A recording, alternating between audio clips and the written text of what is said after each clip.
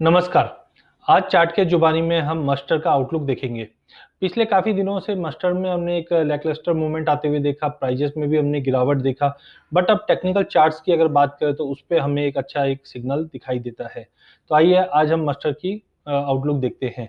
सबसे पहले अगर कुछ फंडामेंटल पॉइंट्स की अगर बात करें तो ऑलरेडी हम जानते हैं करीबन 1.5% से ज़्यादा की गिरावट हमने पिछले 1 हफ्ते में देखी और करीबन 4.5 से 5% की गिरावट हमने फरवरी मंथ में आते हुए देखा।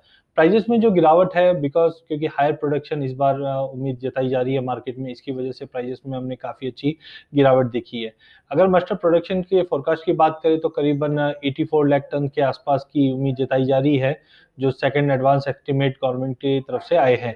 वहीं अगर एसईए के प्रोडक्शन के नंबर की बात करें तो वो अबाउट 19% ज़्यादा बता रहे हैं ये सीज़न का, जो कहीं न कहीं प्राइजेस में ऑलरेडी हमने ये फैक्टर इन होते हुए देखा। जबकि अभी जो ट्रेंड रिवर्सल वाले पॉइंटर्स है वो इम्पोर्टेंट है। पहला है टेक्निकल चार्ट पे जो हम नेक्स्ट स्लाइड में चार्ट्स पे देखेंगे, बट उससे पहले हमने देखा राजस्थान स्टेट में अपडेट आया है कि जो प्रोक्योरमेंट है वो चालू करेंगे 1 अप्रैल से एमएसपी पे। और कहीं न कहीं हम जानते हैं कि एमएसपी और जो करंट भाव है उनमें काफ़ी ज़्यादा फ़र्क है। तो ये करंट लेवल से 3800 3820 के लेवल से कोई बड़ी गिरावट दिखाई नहीं देती है।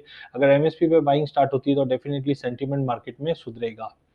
आइए अब हम सीज़नैलिटी की बात करते हैं। अगर हम ओवरऑल सीज़नैलिटी की अगर बात करें, तो नो डाउट जनवरी में ओवरऑल मंदा रहता है, तो हमने एक थोड़ा बहुत प्राइसेज़ को एक लैकलस्टर मूवमेंट आते हुए देखा, क्योंकि अक्टूबर ऑनवर्ड्स ही हमने प्राइसेज़ में 4170 से कंटिन्यू गिरावट का रुख आते हुए देखा था। तो जनवरी में हमने थोड़ा बहुत जंप देखा था, फरवरी में उसी जंप के बाद हमने एक प्रॉफिट बुकिंग आते हुए देखी।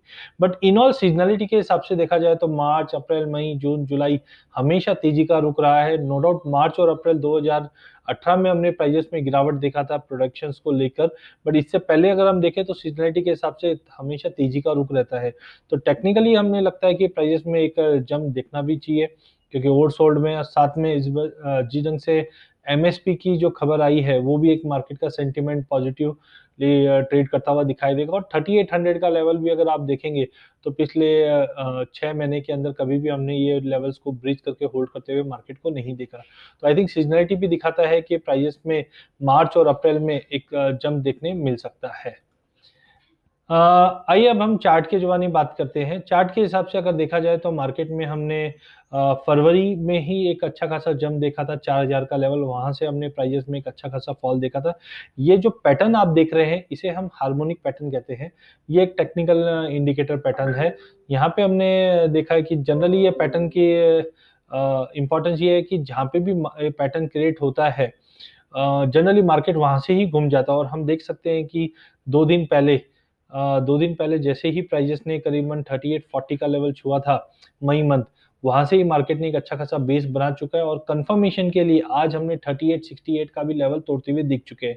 नीचे अगर हम एमएससीडी की बात करें और बाकी इंडिकेटर्स की बात करें, यहाँ पे भी हमने एक ट्रेंड रिवर्सल होते हुए देखा।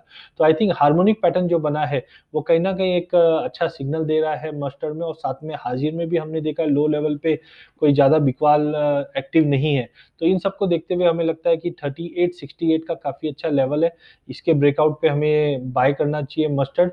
इमीडिएट स्टॉप लॉस जो रहेगा वो करीबन 3820 का रहेगा, और अपसाइड में हमें लगता है कि पहला जो हर्डल रहेगा वो 3910 का है, उसके ऊपर 3940 तक का लेवल दिखा सकता है।